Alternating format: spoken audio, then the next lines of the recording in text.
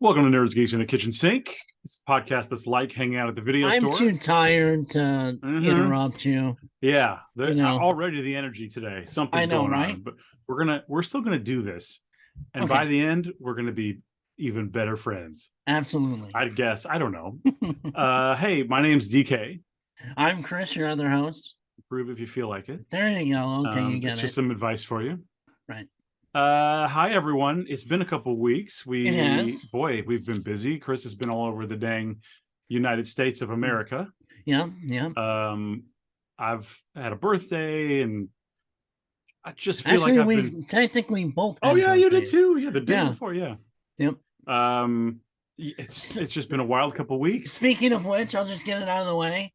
Thank you very much. Oh yeah, The Volume 2. birthday present, yes, very much appreciated.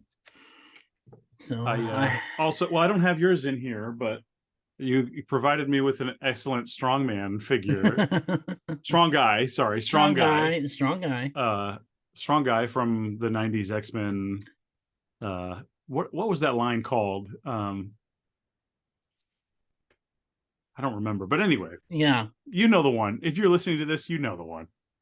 So, but it definitely was it. It's I think it's vintage, what 96 right is the around then. figure. Yeah, So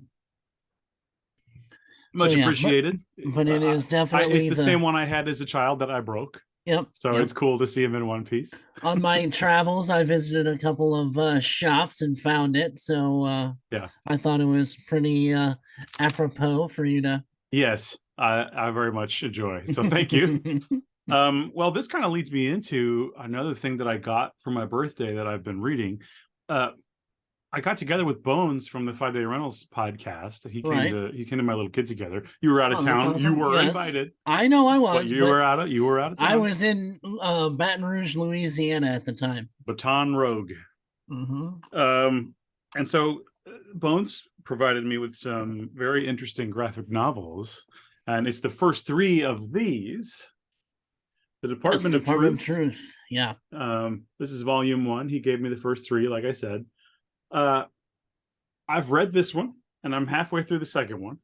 Okay.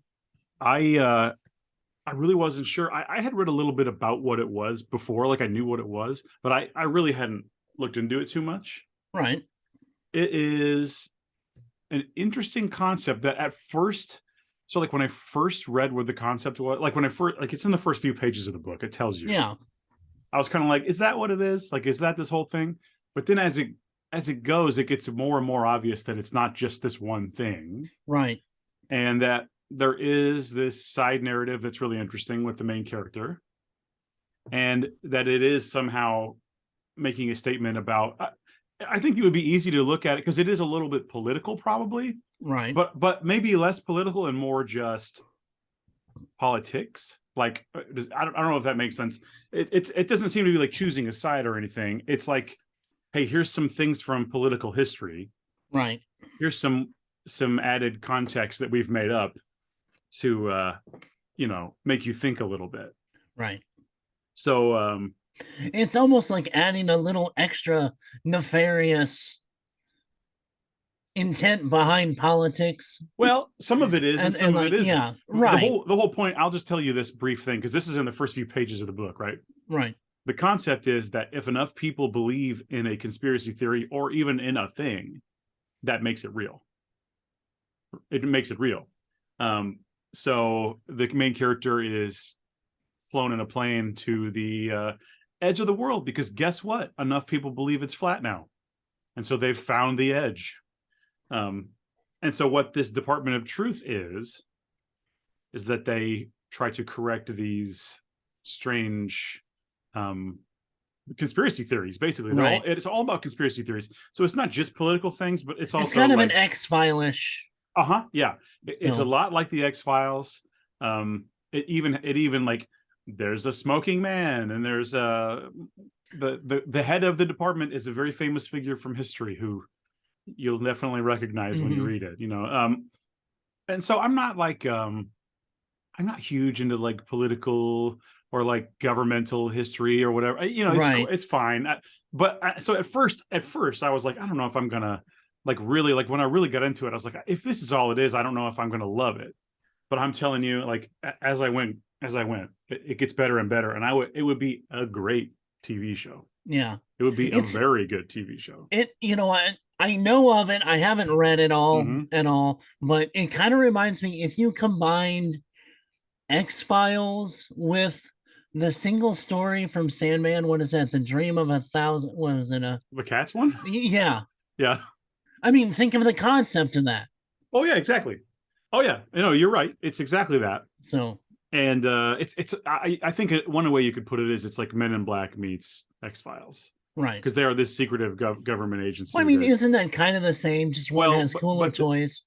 but X Files is not covering things up. They're trying to expose things, Right. really. No, I know. But this Department of Truth is like murdering people, and Unless you're the smoking man, then you're trying to cover it all up. yeah, yeah. And he doesn't But like the Denver Broncos. that's really specific. But I wanted to thank Bones for this because, again, Yeah. I really wasn't. I was excited to read it. I really was, Right. and I was like, "Oh, cool." But then when I first started reading it, I was like, I don't know if I like where this is going. And then it goes into this other plot that I really, really like. Yeah. I can't wait to see how it finishes. It delves into some satanic panic stuff from the 80s, and I was like, "Oh, okay, this is why this was recommended to me." Now you're hooked. And so far, Bones, it's a bullseye. So Awesome. really cool. Yeah, Awesome. really, really cool. It almost makes me like it more, the fact that I was like drawn in. Like I was like, yeah, okay. And then I was like, I don't know. And then I'm like, oh, okay. So good call, Bones. Thank you very much.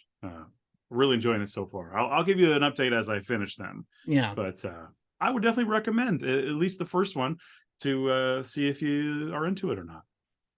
Definitely. Definitely. And again, I think it would make an excellent like mini series. Yeah, for sure. Well, we won't get any kind of new series for quite a while, so because the writer's strike. Yeah, and it sounds like at the end of the month, actors may be on strike as well. I heard. Yeah. So they're talking that we may not have anything even getting remotely started until November, October, November. Yep. So that means there's going to be a lot of classic old movies at the theaters, which is fine by me. Yeah, absolutely. Absolutely. And speaking of classic old things at the theater, we have Indiana Jones to talk about later in the show. Right. Have you seen anything else since we talked last? Yeah, I did see Sound of Freedom. I mean, it's not kind of the usual movie we talk about. I don't know what it is. What is it? Okay.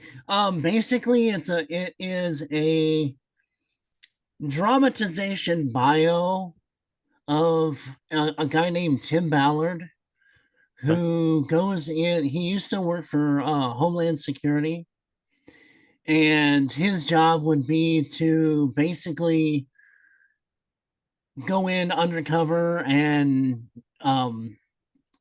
arrest pedophiles and child trafficking. Oh God! Okay. I mean, it's a heavy movie. It really is, but I know there's a lot going on with critics going, "Oh, it's a faith-based movie." I've seen it. I mean, as a person of faith, no, it's not a faith-based movie. It's from a studio that is, but it's got Jim Caviezel. I don't know if I know that name right off the Jesus top of my head. From Passion of the Christ. Oh, okay. Count of Monte Cristo. Tons and tons of stuff. He's got a hell of a face. So maybe it is like a face-based movie. Yeah, face-based. Yeah. No, but I mean, it goes and shows that he, the guy basically quit his Homeland Security job to go after, to be able to actually not just arrest the pedophiles, but rescue kids from child trafficking. Mm. Okay. It's something that's not talked about in the media very much at all, and it's a good movie. It's not graphic. It is intense. And I mean, I was in a theater that, there was a lot of people with tears in their eyes watching this movie. So, but I recommend anybody, not young kids, obviously, but I recommend anybody going to see this movie. And this movie outperformed on its opening Indiana Jones. What? And Indiana Jones is in twice as many theaters as this. And actually, still going now, per theater, it's doing more than Indiana Jones. Indy is in 4,600 theaters, including IMAX. And because I wrote this down because I wanted to, yeah, it's in 4,600 theaters and including IMAX theaters. And Sound of Freedom is in like 2,800 now. It opened at about 2,600. Um, it's doing almost twice, like $3,000 more per theater than Indiana Jones. Okay. And this was originally, this movie was owned by Fox, and it was, this was done like 5 years ago, right before the acquisition, or it was made, but it was originally done by Fox. But when Disney took over with Fox and everything else, they kind of buried this movie and not releasing it. Huh. So the creator of the movie bought it back and finally found a studio to release this movie. Uh, so I'm just reading some things No, about it. that's fine. No, Uh, absolutely. I'm looking at the box office. Yeah, It's done 27 million right. domestic. And that, Indiana and it's not, Jones. Indiana Jones is at 102 million but it's right also in now. twice as many theaters, and it's been I on see what you're twice as saying. I long. see what you're saying. Yeah. And Uh, it also has an international market that this movie isn't. This is strictly in the US. yeah. Worldwide, Indiana Jones is at 172 million. Right. So And I'm just for the if you trying. I go was just trying to from, get my head around what you were telling me. well, yeah, yeah, but opening day, from opening day of this movie through to, the last recorded amount of time, Indiana Jones, with being in almost twice as many theaters, has only done $3 million more than this movie has. Interesting. So I don't know. The things I'm seeing online make me nervous about this movie. I'll just tell you that. what, I honestly, what are you seeing Well, online? I'm seeing phrases like QAnon going around. See, that's all bullshit. I don't know. That's yeah. I mean, I've watched the movie. There's nothing. All right. All right. That's I mean, okay. there's Hey, if you nothing liked it, about. you liked it. Hey, that's I cool. did, and there's been a ton of people that aren't just, and like I said, people say it's faith based. It's not. There's Well, I two did see a lines. quote where he said, "Yeah, something like God's children are not for sale or something." Well, I mean, one line Okay. doesn't make a faith based movie. I know, I'm I not here to know. debate this No, I know, but at I'm just all. saying I these. haven't seen the movie. I've read some of the stuff, and you Mm. know, All right. Well, anyway, people should make their own goddamn decisions. That's what I'm saying. no, Whether they should see it or not. right. So there you go. Okay. I haven't seen anything else in the theater, I don't Yeah, think. Has there been? No, I don't think I saw anything else. I saw a bunch of things at home. yeah, For my birthday, I got it's like a Hammer Horror Classics collection. right, But it's like these are maybe not movies that even if you're just casually aware of Hammer, you might not know right. some of these. So like I watched one called the Old Dark House. I'd heard of it, but I'd never. Title, but yeah, I think I've It's a heard the title, remake. but I haven't. Apparently, it originally was in the 30s and then came. This one's later. Okay, 60s, I guess. But I thought it was going to be like sort of like House on Haunted Hill. mm-hmm. It wasn't. It was like a weird comedy. Like it wasn't. Not that it was bad. I was expecting something else.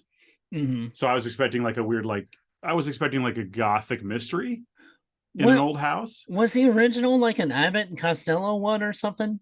Yeah, I think it was like that.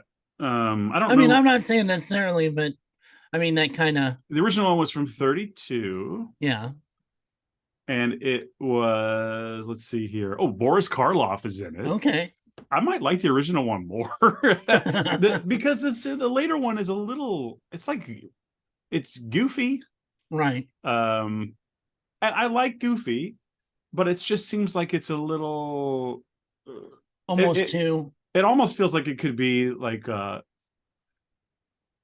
almost like Andy Griffith show. Like I was gonna say, like more of a TV kind of. It's like a TV thing. Yeah, it just doesn't have the atmosphere or whatever, and it's like clearly like a crappy old set. And there was stuff I liked, and there's some funny performances, and the whole thing feels like a '90s like full motion video game where everyone's acting their asses off, right?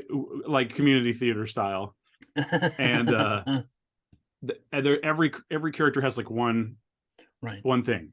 Yeah. And so like one guy's thing is I like guns, and the other guy's thing is I'm building an ark outside because the world's going to end, and another guy's thing is the one lady's thing is that she's horny. It's like it's just one of those things where every character, that's whatever. Anyway, I didn't love it, but I also watched one called the Gorgon. Okay, have you seen the Gorgon? I hadn't seen it before. I hadn't seen it, but I've heard the name as a movie from Hammer. Is it a 70s? 64. Oh, 64. Okay. It has my boys, Cushing and Lee. Okay. And I have to show you a picture. Okay. Let me find it here. The Gorgon. I want to show you what Christopher Lee looks like in this movie. Oh, good God. And I want to see if you react the same as I did. See if I can get this blown up. Oh, come on. Give me a bigger one than that. I should have had this prepared. It's pretty funny to me. It's fine. No. Okay, here we go. Here we go. Okay, I'm going to share my screen. Okay.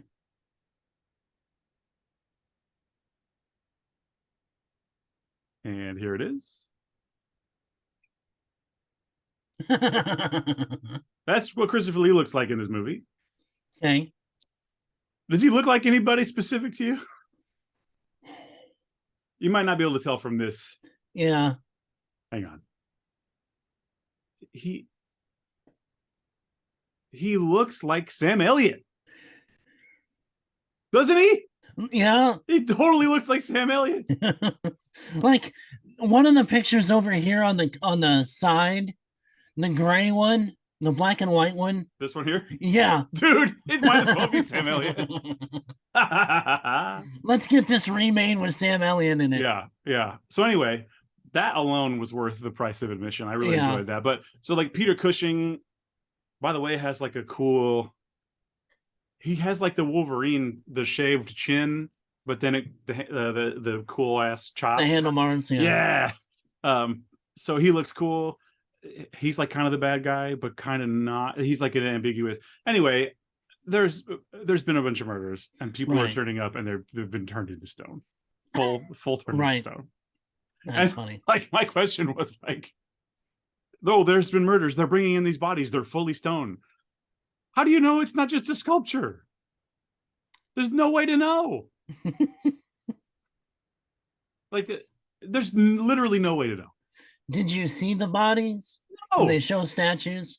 You see like it's a full stone person laying on a stretcher. I was gonna say, if you never saw it, maybe it was just No, you do see the bodies. Yes. Okay, you do see. I was saying it is the '60s, so it may be another stone they're talking about. But I see. But the fact that they just go, oh look, it's a full statue version of this person. They must have been turned to stone.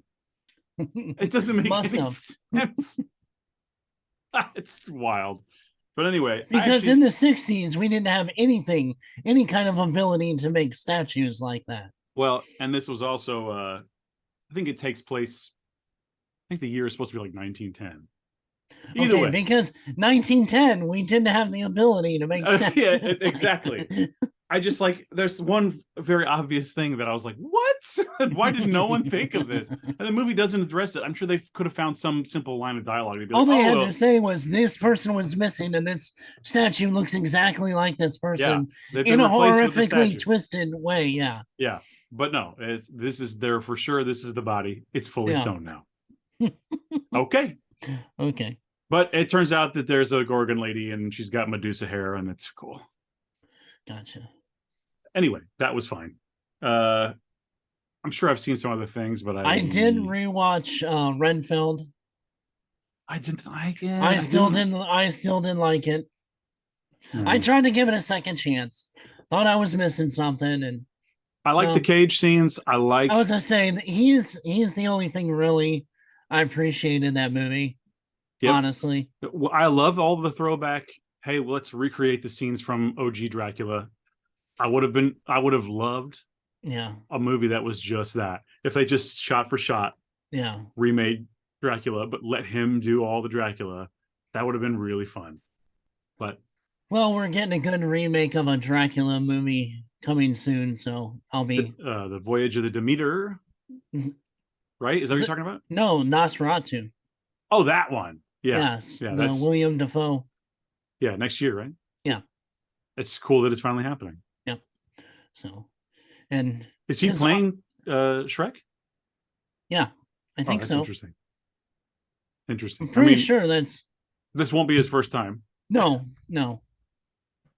I I should say thought that's what it Orlok, was. not Yeah, Shrek, but Orlok. Shrek is the Yeah, man who played Orlok right, originally. right. Whatever, he's playing Yeah, Shrek. yeah. I think so. I don't double. You may have to double check me on that one. I'll find out when But I I find thought, out. yeah, I'll let the information come to because me. I haven't even seen really any other than the fact Oh. that they're working on it. Yeah, I don't think they've done anything with it. You mentioned this Rebel Moon teaser. Yes. I have it pulled up. Okay. You would like to do that, so we can do that now. Yeah. Would like to react to this. I have not seen this. Yeah. I've seen some still images of it. I saw there's another one that's like a behind the scenes kind of thing, like an introduction, but I haven't seen the actual this trailer. Okay. So All right. Well, here it is. Let's check it out. okay.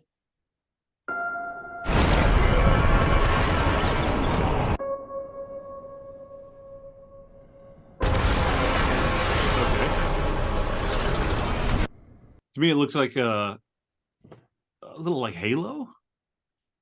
Especially with that music, real quick. With Oh it. yeah.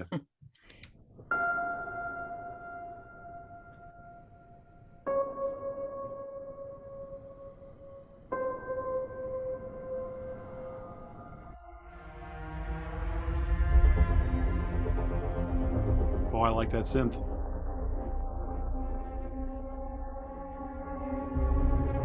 All right. Space, the final frontier. Mm-hmm.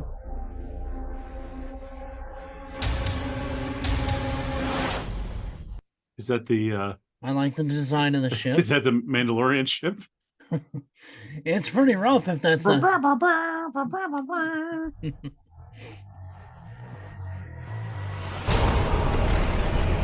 So far, it's a movie about spaceships.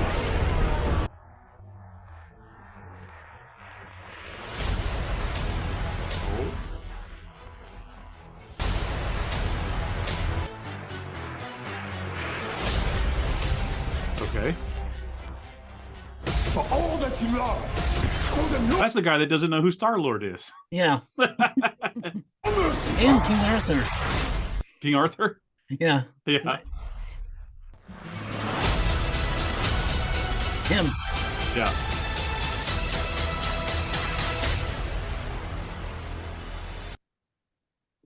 Okay, so is it the people in the village trying to defend the village?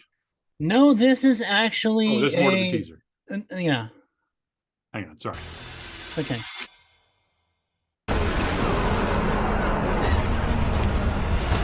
Oh, shift again.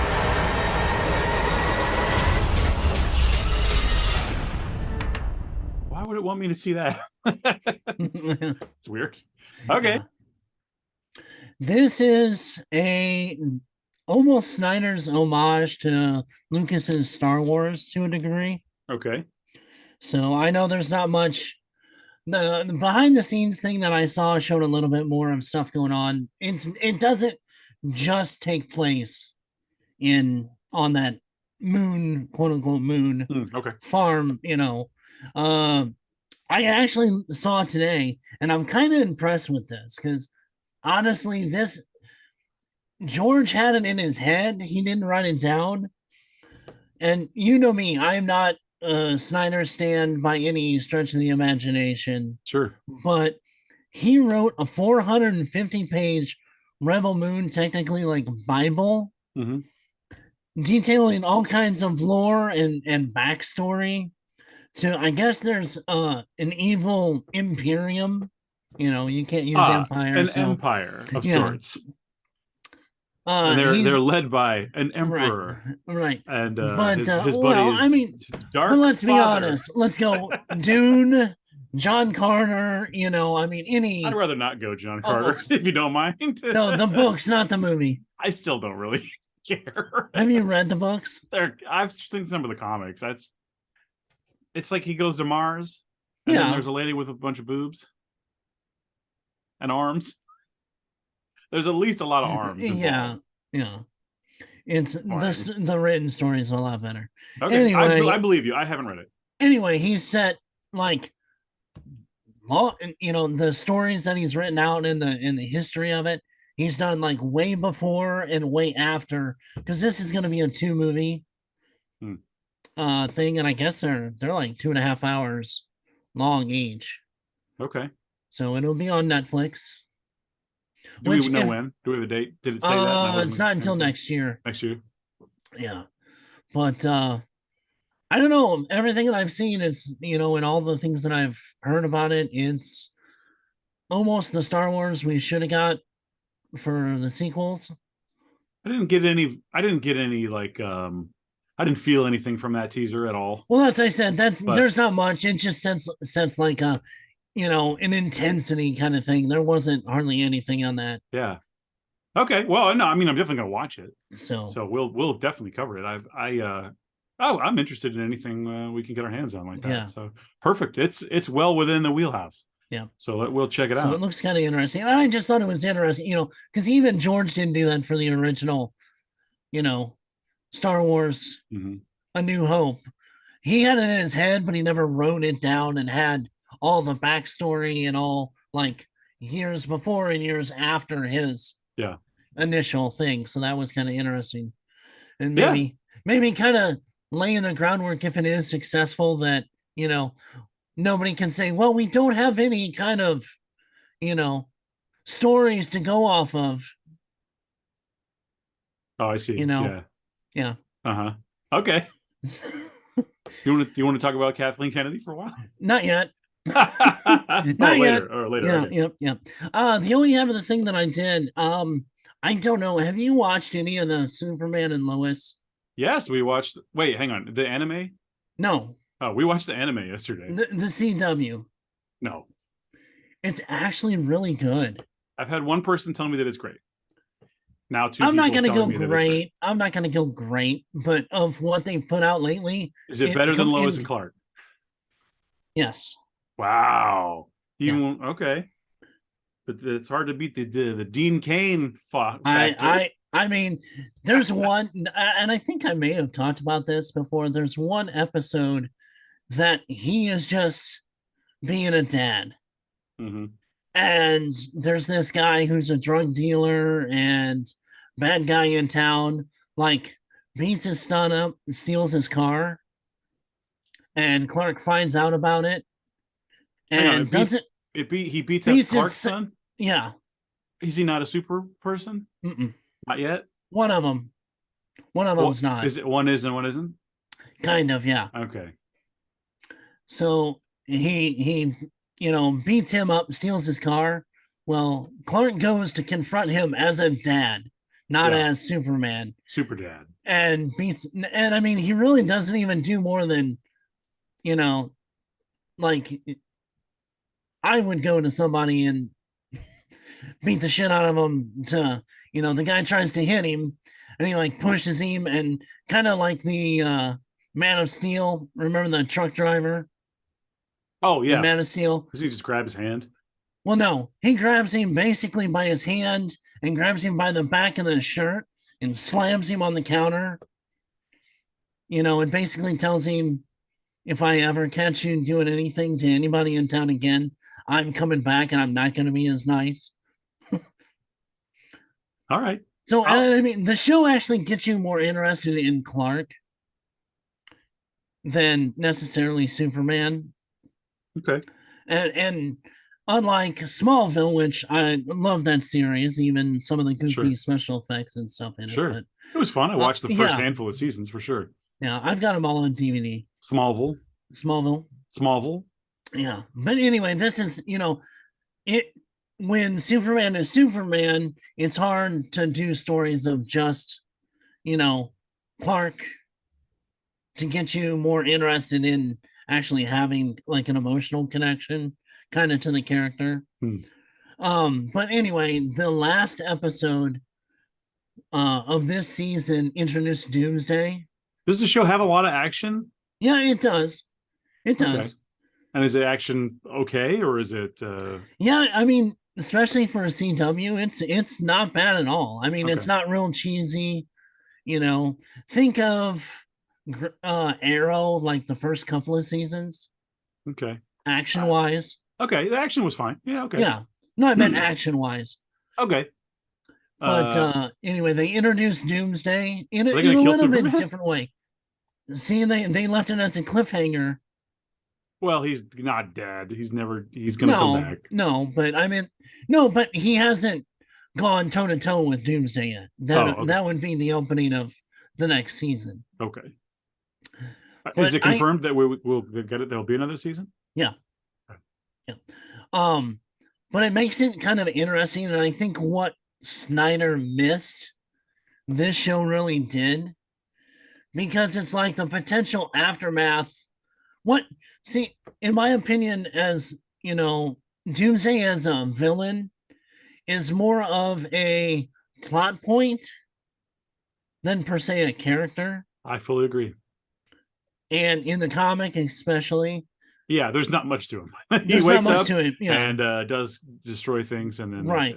So, and I think what made the death of Superman and the comics thereafter it was the Superman. so good was it was what happens the afterwards. aftermath. Yeah, the aftermath. His cape on the thing, and then you see it blowing, and Lois holding his body with Bruce and Diana standing there, and then what goes on afterwards. I think this show sets up way better than what Snyder ever did on that concept of Doomsday. Okay. Although I'm not a huge fan of the. How does he look? Have they really showed him? Kind of, if you imagine between, yeah. What's this show called? Superman and Lois. Superman and Lois. Yeah. He almost looks like a cross between the Smallville Doomsday and the Snyder Doomsday. Yeah, it looks like, I tell you what, it looks like Doomsday. Yeah, that's what I mean. I think he looks more like Doomsday than the Snyder one. Yeah, no, that's what I mean. That's very funny. Because if you remember the Smallville Doomsday, he had the jagged spikes on his face, but it was more of a physical costume than it was a CGI. That Doomsday sucks. I'm sorry. It does. No, it does. Doomsday's terrible. But I mean, wow. But the look on his, if you look at the comic books, they tried to do a physical version of the. Yeah. Because if you look at the Smallville one, they tried to do a physical version of the comic book, which just wouldn't. Hard to do back then. It really doesn't work. Yeah. And then the Batman vs Superman one sucks too. Yeah. He looks like he should be in Lord of the Rings. Yeah. The other one seems like a leather daddy. The one from Smallville is like, what's going on here? Yeah. It's really weird. Okay. Yeah. Okay. Interesting. Maybe I'll eventually get to that show. There's only 3 seasons so far, so it won't take much to get caught up. We watched the anime. Zora is really into anime right now. She loves anime. And so I said, well, there's this new Superman anime. We can try it. I didn't know anything about it. I hadn't done any research. It popped up. It's like, hey, here's the first episode for free on YouTube. Check it out. And I'm not saying it's something that I'm really into, but for Zora, like, I'm really glad that there's an anime that's this. Yeah. That's these characters and this story. And it does seem to me like the perfect setup for an anime, because it's like, it really focuses on Clark and his dual identity. And he's trying to, it's like the first episode is his first day at the planet. Yeah. Right. So he's meeting Lois Lane, and he's meaning Jimmy. Or no, I guess he's roommates with Jimmy already. And basically they start to it's the begin and the first thing you see is him as a kid, like learning his powers. It's cool, Right. but it like really seems like you could take the Superman out and it would still be like an anime that people would like. Right. So it's well made. Like the art is really good. Okay. And I'll have it's to check the first episode out. it's what's his name as Superman, which may throw some people off, but I like it because they're trying to make Clark. I think they're trying to make Clark a little less sure of himself and a little bit more. Right. You know, he's sort of he hasn't been beaten down by fighting villains. The his whole weight of life. the world. Yeah. Yeah, exactly. So he's a little bit fresh faced, and he's his attitude is a little, and he's just like optimistic and hopeful and wants to fit in and whatever. Yeah. He wants to get a girlfriend, that kind of thing. Right. And so he's played by, is his name Jack Quaid? It Yeah. sounds like Arnold Schwarzenegger. Yeah, it's Jack character. Quaid. No, it Yeah. is Jack Quaid. From The Boys. Exactly. Yep. Exactly. And I think he does okay as when you see the way they've Mark. drawn him, Yeah. it does make sense. I've seen some screenshots. I haven't watched it yet, but But it's just like, hey, we're in Metropolis and things are happening and there's villains doing things and it's an anime. Right. And Zora really seemed to respond. So, we'll probably watch the rest of it. Again, it's not something I would watch. I probably wouldn't. normally. Yeah, if she wasn't interested, I wouldn't watch more of it probably. But it's just like a fun thing that we've been doing. So we're going to keep watching it. That's cool. I recommend it if you want to watch an anime.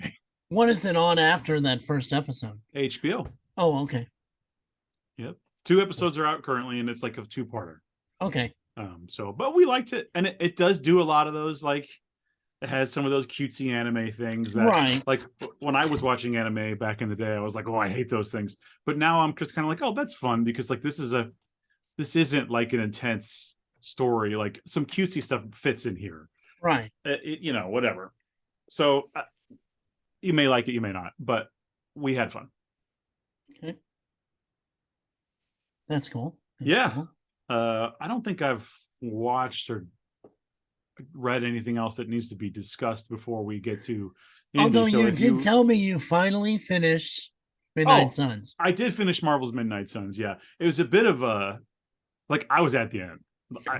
I was literally on the last mission for a long time. So it's like, it ended the way I thought it was going to end. Yeah. There's not much to talk about. I'm going to play the DLC, but I want the season pass, but it's $50 right now. So I'll wait for a sale. It'll be on sale soon. And I will probably continue with the rest because I did have fun. The gameplay is fun. I miss the game being like part of my day every day already. Right. So like I want to go, and there is a new game plus that seems cool. So you can keep playing. It seems like you can keep playing forever if you want to, which is cool. Yeah. They kind of add on stuff that, and then once you get into the DLCs, there's more to it. Yeah. So yeah, and then I'm definitely interested. I will pick it up when I have a better sale on it, for sure. Like I said, you will probably the Venom animation on his card. Yeah. For the Midnight Suns card will probably be your favorite. I'm guessing. All right.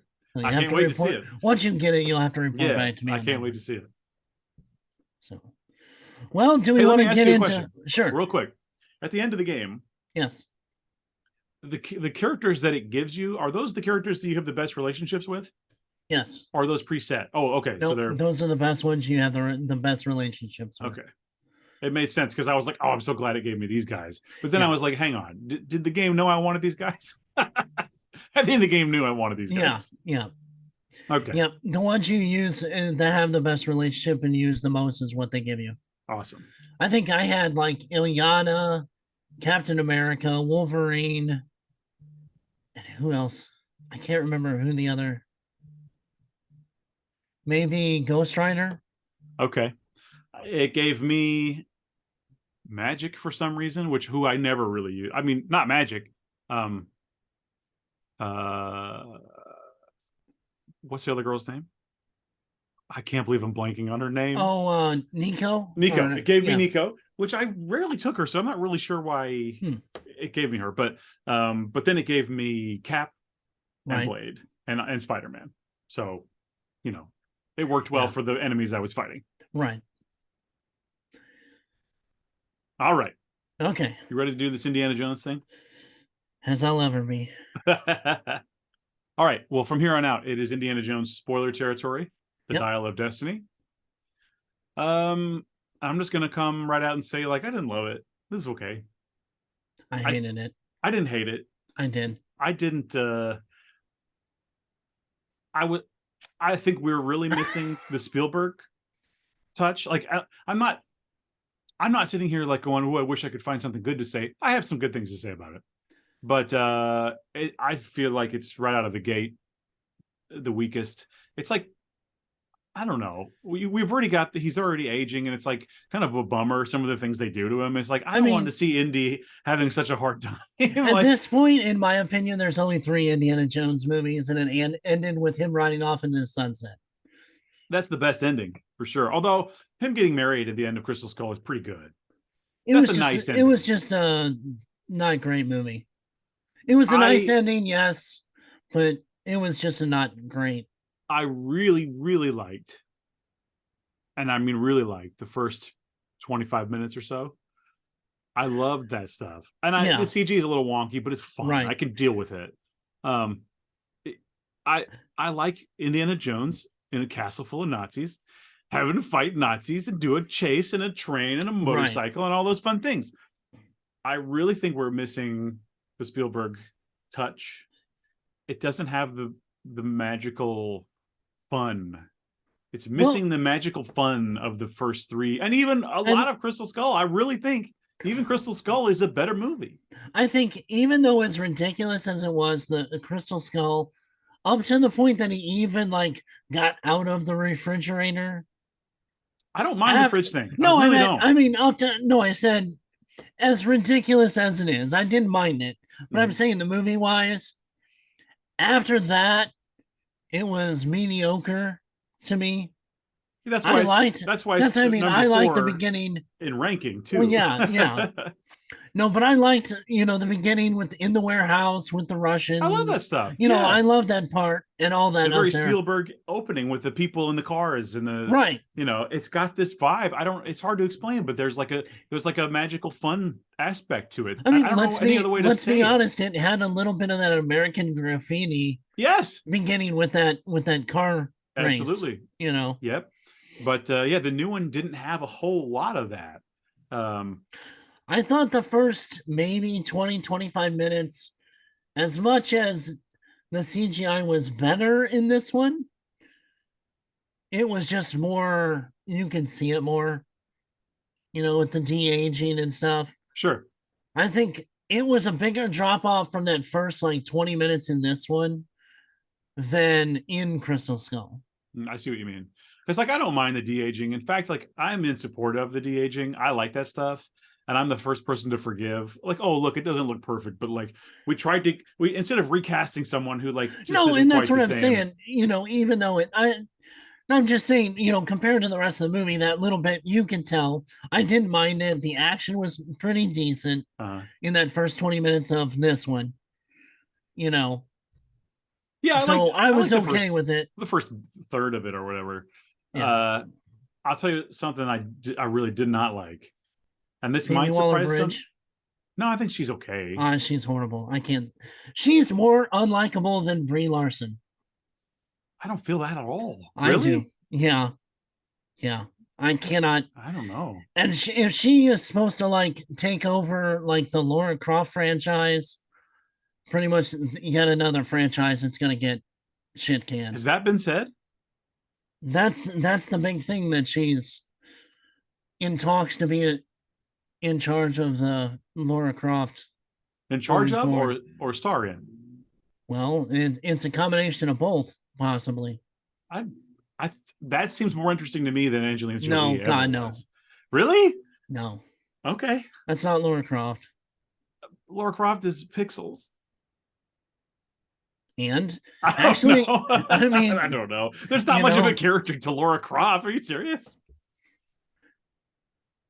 I don't No, know. there's a backstory. Well, even look at the latest one where they redid what's her name? I haven't seen anything beyond the first. Well, there's Vikander is her name. yeah, I think whatever. I haven't seen anything beyond the first one with Angelina. Those weren't bad. That one wasn't bad. I remember being in the theater going, okay. I I mean, don't know. Maybe it just wasn't for me. it's an action movie, you know, that Maybe I need to rewatch those, honestly, but I was never that hyped I mean, about it. Daniel Craig's in the second one. Is he really? Yeah. I didn't even know. Yeah. Okay. No, Daniel Craig's in the first one. Is he? Gerard Butler's in the second one. Oh, that's fun. That's fun. But no, I didn't hate her. I thought she was fine. She wasn't my issue. I'll tell you the one thing I really didn't like though was for some reason, like all the things he's done and all the strange supernatural things, but the time travel, I was like, God, I don't like this at all. No. I didn't respond to that in the slightest. I just went, I didn't want to go here. Is it just strictly the time travel, or are you kind of getting tired of the whole time stuff? Because it seems like that's the go-to in so many movies now. This alternate universe, time travel. Oh, it's like maybe there's some such an element of that. overused trope that it's to the point of getting tiresome. Sure, but maybe there's some element of that. But for me, I was really hoping it was going to be, if they were going to do time travel, something a bit more subtle. Like I really thought, like, oh, it could be misty and mysterious, and like they decide to turn back before they really discover where they are or when they are, and then maybe at the last second they might see something that's, hang on, should that be there? You know, what year is it? What's going on? You know what I mean? I thought it would be something way more subtle, but instead it's like, there he is, Archimedes. How you doing, bud? Like, I didn't like that at all. It's like transport to the same time, window or whatever. And all of a sudden, Indiana Jones is like, I love this. This is my jam. And it's like, I've never heard you talk about Archimedes ever before this movie. No. Even in any of the novels and comics, which, sure, I've gone through extensively, because, outside of Star Wars and X-Men, Indiana Jones is probably right up there. Sure. And I think that's part of the reason why I hate this so much. I didn't hate it, but I did not love it. I did hate it. I feel like there's room for it to move up a little when I rewatch it through the years. No, God, no. There's no way. No. Okay. One, where was Short Round? It's a real missed opportunity to not. We should have had Short Round. No, I agree. Simple, flat out simple. Mm-hmm. And even if you didn't want to have Shia LaBeouf anymore, Indiana Jones didn't know him until he was in his 40s. Mm-hmm. To be completely distraught the way that he was.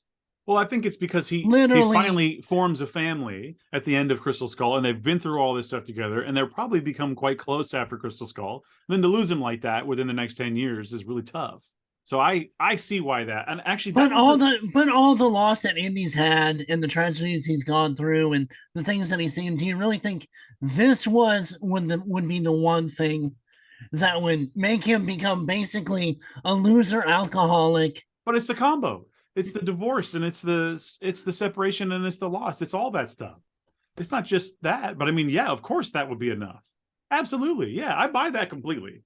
And I thought the scene when it finally gets revealed what happened was like one of my favorite scenes. I was really that wouldn't be Indy at all. Yeah.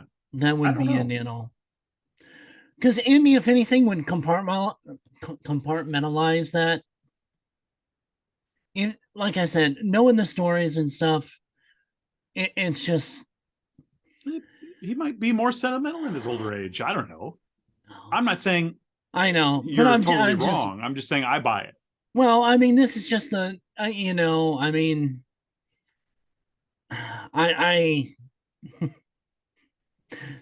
so many things I want to go off right now. How about when the kid kills that guy? That is awesome. I couldn't believe he did it. I was like, whoa. Well, it's like you don't put Short Round in it, but you put a kid that's faux Short Round. Mm-hmm. Although I thought he was good. I thought he was good in the movie. He And I was liked his probably, character. honestly, he was probably the best character. I think Mads Mikkelsen was underutilized as a bad guy. He's a nerd. It He's a doesn't matter. wimpy little nerd. He is completely underutilized. You know, I can't stand Phoebe Waller-Bridge. Best, okay, mind you, this should have been Indy 4. Okay. Marion and Indiana Jones are happily married. He's finishing his last year, getting ready to retire. Okay. Uh-huh. His son comes back from Vietnam.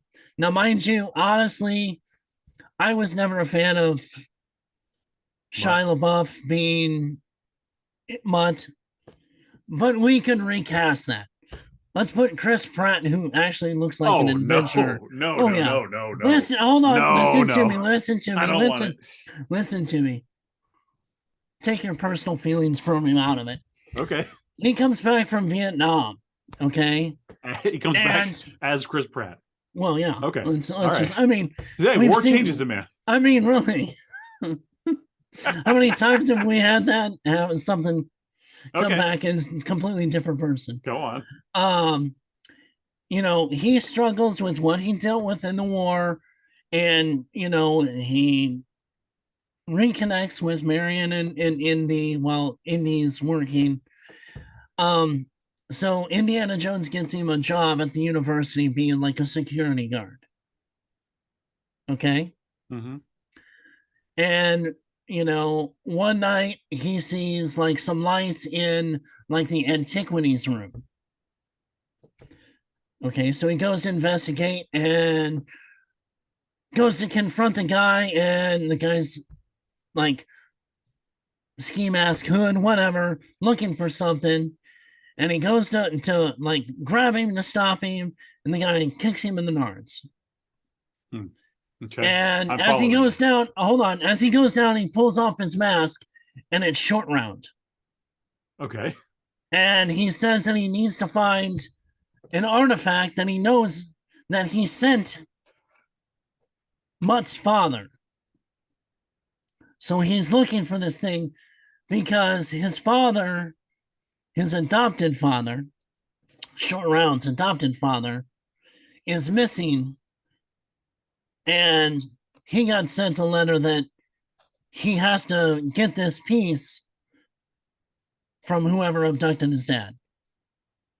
Okay. So Mutt takes Short Round, you know, he says that he knows his dad. So Mutt takes Short Round to Indy and tells it, you know, Short Round explains what's going on and everything else.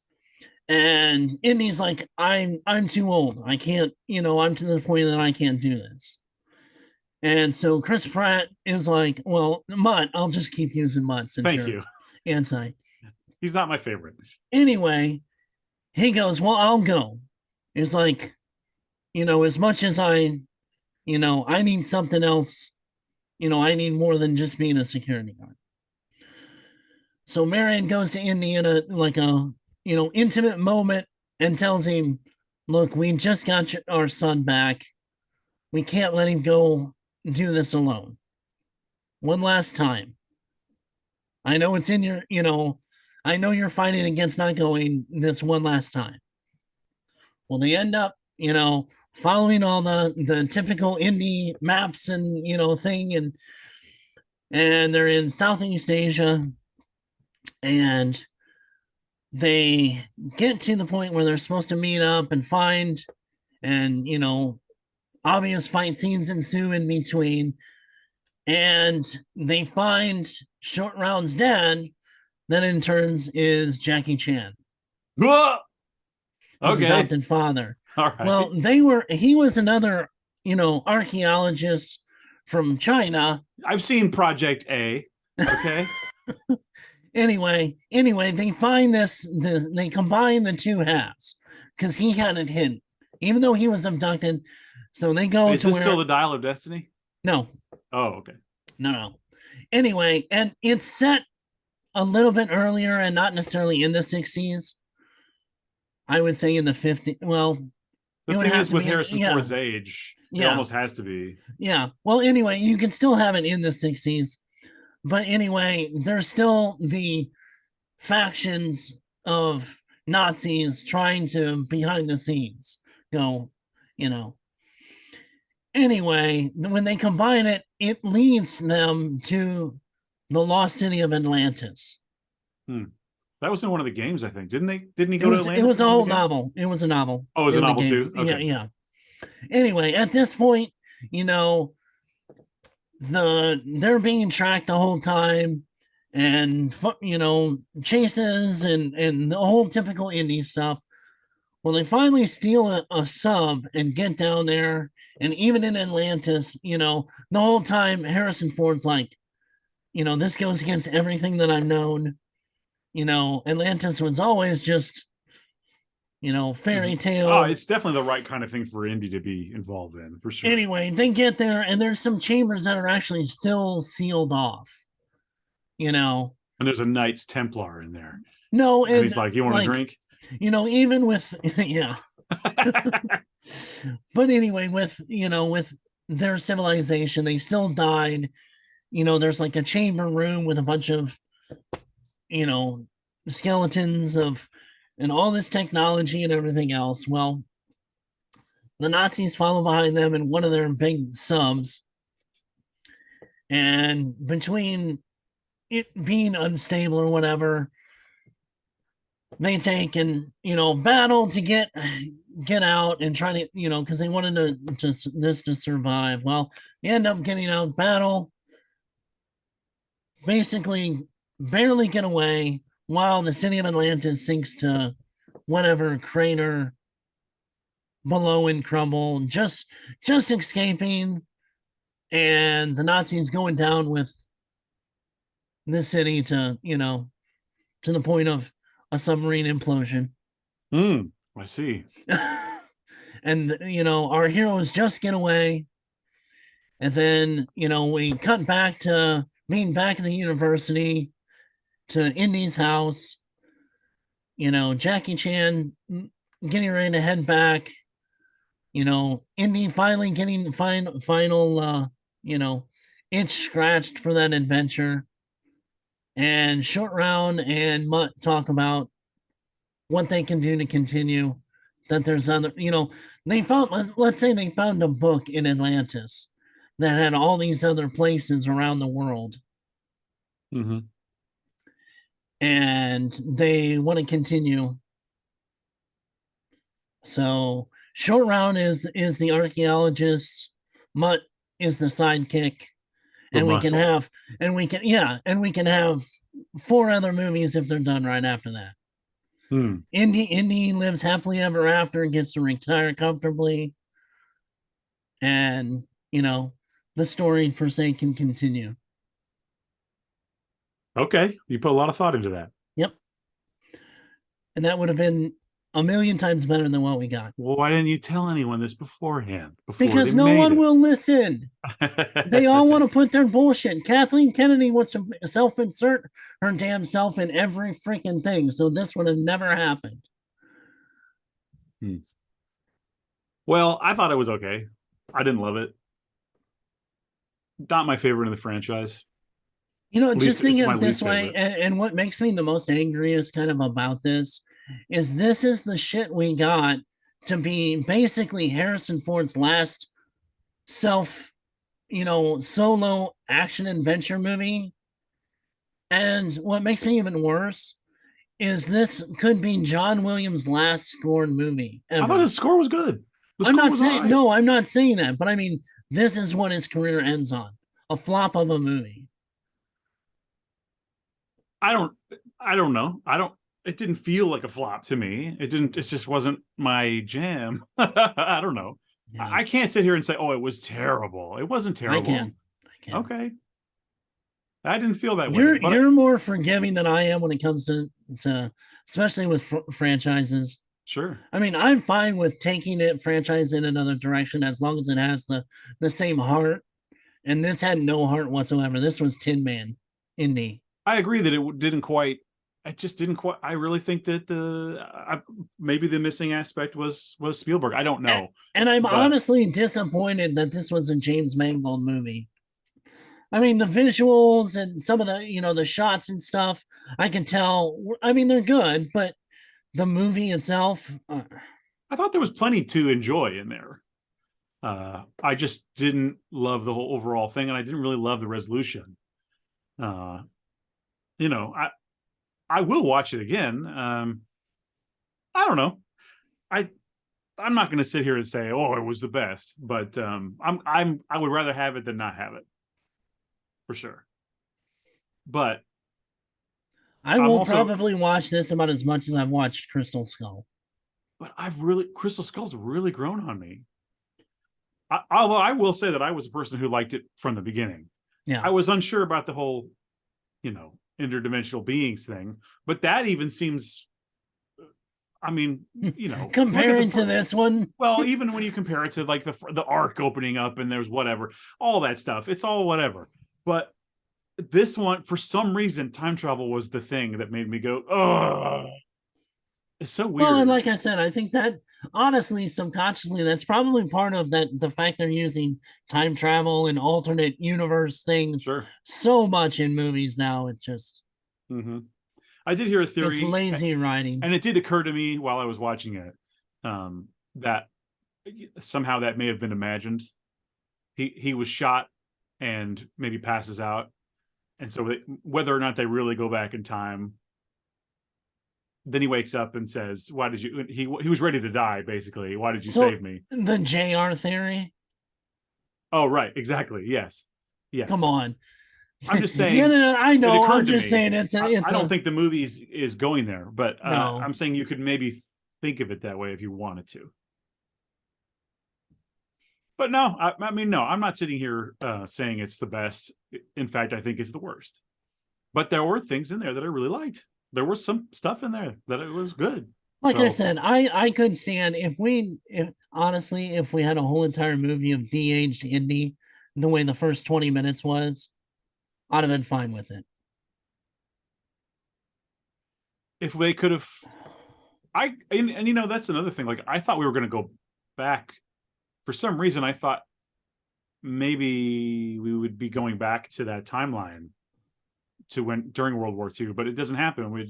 And it sets up the movie nicely. And again, it's my favorite part of the movie. But like some part of me was like, are we going to go back and see some new thing that happened that ties in later? But no, that didn't happen at all. So I don't know. I thought it was fine. Not great. I wouldn't even say good. I don't know. I fine. It's right in the middle for me. Right in the middle. Yeah. I would not recommend going and seeing this. I would if you like Indy. No, because you'll if you really like Indy, you will not like this movie. Hey, that's a fair opinion to have, I think. But yeah, I don't know. I mean, do you want to go through it, or do you just have we done it? You want to do? No, that? I mean, it's go ahead. Okay. I mean, we said we're going to do a spoiler, so I mean. Okay, and it looks like this plot is not super long. So, in 1944, Nazis capture Indiana Jones and Oxford archaeologist Basil Shaw as they attempt to retrieve. Toby Jones. Yeah. Yes, Toby Jones, who was good. Yeah. I really liked his thing when he says, "What kind of man would I be if I?" What does he say? What kind of man would I be if I? He has some line. Yeah. But anyway, I like that part, and I forgot what it was. So listen to me, but everything I'm saying is important. I don't know. They retrieved a lance of Longinus at a castle. Is it pronounced Longinus? Longinus? I don't think that's yeah.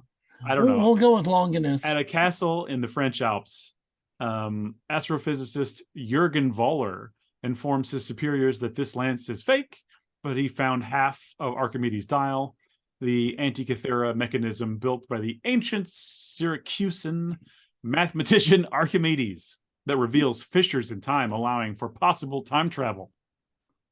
Jones escapes onto a train filled with looted antiquities and frees Basil. He obtains the dial piece, and the two leap from the train just before Allied forces derail it. all that's cool. Yeah. All that stuff works for me. I like the train. I love the thing with the bullet hole in his uniform. Oh yeah. And he turns around and you see that it went through, and everyone's like, "Hang on." that was cool. In 1969, an elderly Jones, now living in New York City, retires from Hunter College. Marion has since left Jones and recently filed for divorce. It is revealed later that their son, Mutt, died in the Vietnam War, leaving Jones depressed, withdrawn, and alienated. Jones's goddaughter, Helena Shaw, unexpectedly visits him. Also an archaeologist, she wishes to research the dial, but Jones warns how her late father, Basil, nearly went insane attempting to unlock its secrets. Basil gave Jones the dial to destroy it, which he never did. Why didn't he destroy it? Because he didn't want to let it go? Yeah, you think? I guess not. Belongs in a museum. Why wasn't it in a museum then? Maybe for that for the very reason we see later on in the movie. That it allows time travel? Yeah. Okay. As Jones and Helena retrieve the half of the dial Half of the dial, yeah. from the college archives, Voller's henchmen attack them. I liked the henchman. I liked the big tall guy. I liked the guy. I recognized him. What else do I know him from? He always plays like a henchman. He always plays a douche. Yeah. Yeah. What do I know him from? Anyway, I thought he was good as that role. Let's see. Voller, they not working for NASA under the alias Dr. Schmidt, is assisted by the CIA. During the skirmish, Helena absconds with the dial. Unknown to Jones, Helena smuggles antiquities and intends to auction the dial in the black market. Voller frames Jones for murdering 2 colleagues, forcing Jones to escape into a ticker tape parade celebrating the Apollo 11 moon landing, then an anti-war protest, and through the New York City subway. That whole little moment was good too. I even like this stuff. Jones on a horse going in the subway, him saying like hold my horse, watch my horse, whatever he says to that person in the subway. I thought that was all good. But see, that's not the same guy that would sit there and be, alcoholic and depression. Well, yeah, he's waking up. He's waking up. There's action happening. You know what I mean? He had a whiskey at lunch or whatever it was. He's good to go. He's all jacked up. He's ready to chase some guys in the street, ride a horse, punch somebody, get framed for murder, go onto a subway. I buy all this. I'm good with it so far. Let's see. Jones seeks out his old friend Sala, now a cab driver who helps him flee the country. Cool to see him again.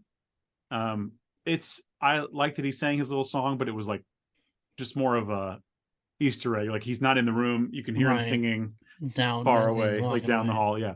I like that. But as a cab driver, I mean, I agree. Like he maybe should have been given something else. But racist much? I mean, it's I can't really disagree with you. Like maybe we could have done something better with Sala. Really, yeah. I agree. Sala deserved better than that. Yeah, well, he's got a bunch of kids and he's real happy, so that's cool. Yeah, but I like that. Yeah. In Tangier, Jones prevents Helena from auctioning the dial. Voller and his henchmen arrive to steal the artifact. Jones, Helena, and their teen sidekick Teddy Kumar join forces and chase them through the streets in a tuk-tuk. That whole chase was fine. It was Indiana Jones stuff. It was fine. The CIA apprehends Voller after the U.S. government disavows him for going rogue and orders his murder, but his cohorts kill the agents and steal their helicopter. This is where it's just a little bit too much chase after chase. We just missed them, or they're right here, and then they got the thing, and now we got to chase them, and they're chasing us. Sometime, but that's like an adventure movie trope that it's not just Indiana Jones. I mean, it seems like all these movies do that. Jones, Helena, and Teddy trail Voller to Greece and team up with Jones's old friend Ronaldo, a professional diver. They dive to an ancient shipwreck in the Aegean Sea and retrieve the Graphicos tablet containing directions to the dial's other half. Voller arrives soon after and kills Ronaldo and chases Jones's group to Sicily. I wish Ronaldo hadn't died. I liked him. I like the eels bit. Yeah. They Snakes in the water. don't call them that. Don't call them snakes. Yeah, that was it was fine. It didn't quite have the effect on me that like all the snakes in the Well of Souls had as a kid, Right. or like all the bugs in the Temple of Yeah. Doom or whatever, or like all the rats in the. It just didn't quite have the. Yeah. And it even had like the scary music, like, oh, here's your creepy moment, but like it didn't really feel. It didn't. I don't know. That We one had didn't more work of for a me. scary moment in The Princess Bride with eels than we did with this one. Yes. Yes. But yeah, shouldn't have killed Ronaldo. I liked him. I liked the kid being on the boat, like learning things about the boat. And I liked them deciphering the tablet thing and then the explosion. That was all fine. I like the way they got out of that. Inside the cavern, Jones and Helena find Archimedes' tomb and the dial's second half. They also discover Archimedes' skeleton holding a modern-day wristwatch. Voller captures Jones, wounding him. Reassembling the dial, Voller plans to time travel back to 1939, assassinate Adolf Hitler, and lead Germany to victory in World War II. Okay, dude. Voller activates the dial to locate a time fissure and sets a flight path. Good thing there was one right there, conveniently located. Conveniently, yeah. Jones is held captive on Voller's plane, while Helena stows away through its landing gear. Teddy follows them in a stolen plane. I liked all of him, being a pilot, an aspiring pilot, and like kind of knowing what he's doing, and then like the pilot waking up and being in there, and then they kind of have to work together. Like I like that stuff. That was all fine. Some of this stuff is good. Some of these parts are okay. But then this part, the time fissure instead leads to the siege of Syracuse in 212 BC. The warring sides shoot down the plane, believing it is a dragon. Jones and Helena parachute out just before the plane crashes, killing all aboard. Teddy's plane lands safely. Archimedes finds Voller's body and wristwatch in the wreckage, which immediately he steals. Okay. He gives Jones the dial, but fascinated with the watch, keeps it. Jones and Helena learn that Archimedes created the dial solely to bring users from the future to 212 BC. Oh, I didn't catch that. You didn't catch that? Yeah. No.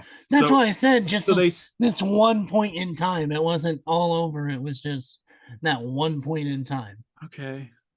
So just wanted to meet a future man, I guess. Okay.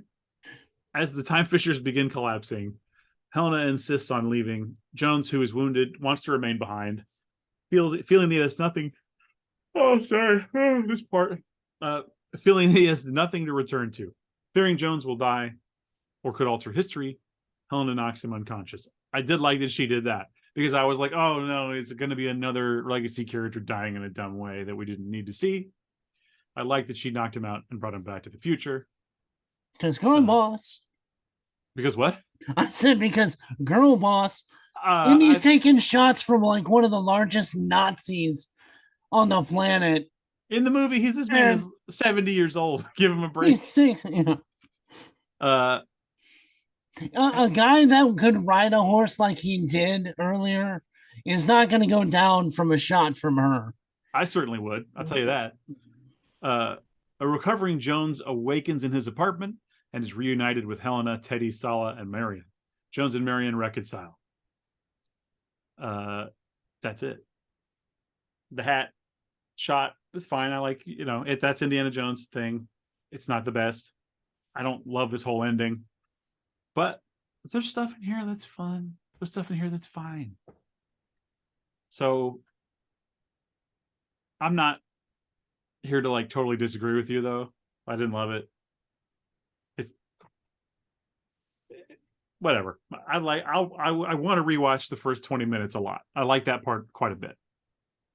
That's what I said. If you can have a whole movie that was the entire amount of what we got in that first 20 minutes, I would have been fine with it.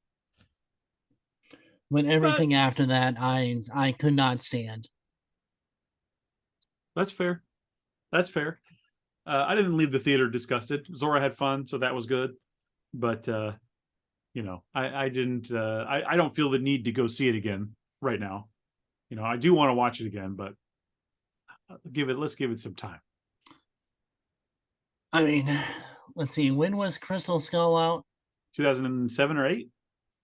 I might watch this one in 15, 20 years. Have you seen Crystal Skull recently? I saw it like part of it. It was on one day that I watched part of it, you know.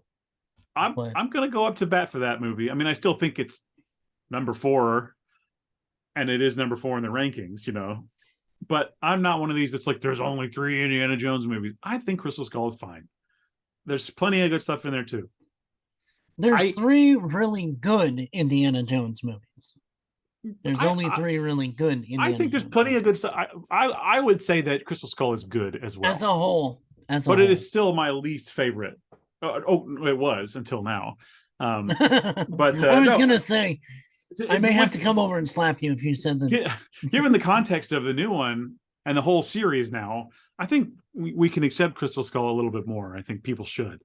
So is this the prequel effects? Where it makes... Where the recent stuff makes the stuff that came out... Makes the prequels seem better? Yeah. Well, I don't want to get into a whole Star Wars debate. But no, I think we are talking about Lucasfilm, so... Well, that's true. I think just having more to compare to can maybe highlight some of the strengths of Crystal Skull. It still feels like an indie movie mostly. It still has some of that magical fun that I've been talking about.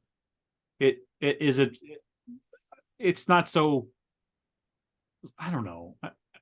I just felt like the new one is a little bit of a bummer in some ways. I didn't want in my Indiana Jones. I just mean like, you know, it's Mutt died and this happened and he got that's what I mean. And, it's the whole thing almost, other than really the first 20 minutes is, you know. I mean, is it realistic? Making Indiana. I mean, the most of it trying to make. But the whole movie seemed like it was trying to make Indiana Jones this broken, frail character. Well, in some ways, he's been beaten down by time, and again, he's older. He's been through some shit. That happens to everyone. But I mean, look at the way they portrayed. Even though some of it, you know, he's kind of an odd character, but how they portrayed his dad. Sean Connery would have never been, you know, and this is the same guy that lost his wife, let alone, you know. Hey, it's okay to have feelings, okay? I'm not saying it's not, but I mean, to make him such a, you know, almost emasculated, pathetic character. I didn't feel that he was at all that. When we first got him in the 60s, oh yeah. No. Yeah. He yelled at those hippies. There's nothing manlier than that. What are you talking about? He's a total dad. We can agree to disagree. It's okay. Yeah, no. But overall, see it if you feel like you should see it. I'm not going to urge you to go see this one. I highly recommend not. I'm somewhere in between there. Especially if you are an avid indie fan and have been on the character for more than just, you know, the movies. Don't go see this. I would use the same it's not worth reasoning to say really like it's not worth it. If you are a big indie fan, like you should probably see this. There's some cool stuff in there, but not enough to outweigh the bad. Okay. Honestly, if I went into this completely not knowing the majority of the story. Oh, I didn't know anything. I'd seen the trailer. That was it. I've seen the trailer and I read a little synopsis and stuff about it. And I went in wanting to like it. I honestly did. Mm-hmm. I was hoping we were going to get, especially with James Mangold. I like him as a director. Mm-hmm. So I just highly disappointed. And the fact that it kills me, the fact that they lied about reshooting the ending, because it was confirmed by both Harrison Ford later, and it was confirmed first by John Williams. You know, and they I haven't heard any of this. I don't know what you're talking about. That they reshot the ending. Originally, Indy was dying or was going to die. And basically, Phoebe Waller-Bridge was going to take the hat. And no recovering with Marion or anything. But I liked him recovering with Marion. Like that's a good. I know, At but least it's an none okay of place that. to leave it. Yeah, I mean, but they had none of that. Well, I'm glad That's how they didn't go that way. Well, because the test screenings were so god awful. Of all the with that characters you ending. don't want to see die, it's like Indiana Jones cannot die on screen. We cannot have that. Yeah. No. So I mean, that was. Yeah. I mean, that was the original ending, and they lied about it. They said no. Even Mangold, which I'm sure it's a studio thing that they said you cannot say that we redid this because of all the backlash. I haven't heard any of that. John Williams said, "Oh, I had to rescore, for an additional ending that they shot," and then later on, Harrison Ford kind of, in his half stoned, in an interview, Fully stoned. I hope. If he's doing it right. Depends on what time of the day. So anyway, that's Crystal Dial of Temple. You can't even. Yeah, I don't know. It bums me out, but I also did not have the worst time. I don't know. I'll need to revisit it in some time. We'll see. But that's all. That's all I really wanted to say about Indiana Jones. Is there anything else you need to say about it? No, I think my feelings are pretty well known. All right. Good. Let us know what you thought. If you're in the Discord, I really would like to hear what people thought. If there's anyone else there that really liked it, I would like to hear about it. Or if if it wasn't for you, tell me why. I want to know. Yep. Join the Discord. There's a link in the description. Follow us on social media. You'll find us. We're out there. Yep. Anything else? Hey, I want to do one little thing. You don't know about it or anything. I just want to do a shout out to Sean, one of our regular guests in 99 Comics. Just put up good thoughts. So awesome, dude. So he is an okay fellow. He is an okay fellow. So, but also we got I know we kind of talked about it privately. There's a comic book convention coming up in a few weeks in Collinsville. Mm-hmm. Nothing really guessed. I was going to see if there was any kind of interest. I mean, not of us being like there, but if any of our local people want to, maybe if we can work it out, do like a meetup or something. It's local. The comic book convention is cheap. Yeah, isn't it like $20 a day or something? It's like no, it's like 25 for the weekend. Oh yeah. But they got I think there's some Power Rangers gonna be there. Was it Dante and Randall from Clerks? Yeah, is gonna be there. There's a ton of comic book artists, which that's like what I'm more interested in going. But if anybody's maybe has the interest of us just a bunch of people meeting up and they can meet us in real life, let us know join the Discord, get our email, comment under our video that'll be out on YouTube soon. So, and we'll maybe see, no promises, but no promises. We'll see how it works. None. All right, everybody. It's been fun. Yep. We'll talk to you again soon. Yep. Have a good one, guys. Bye. Bye.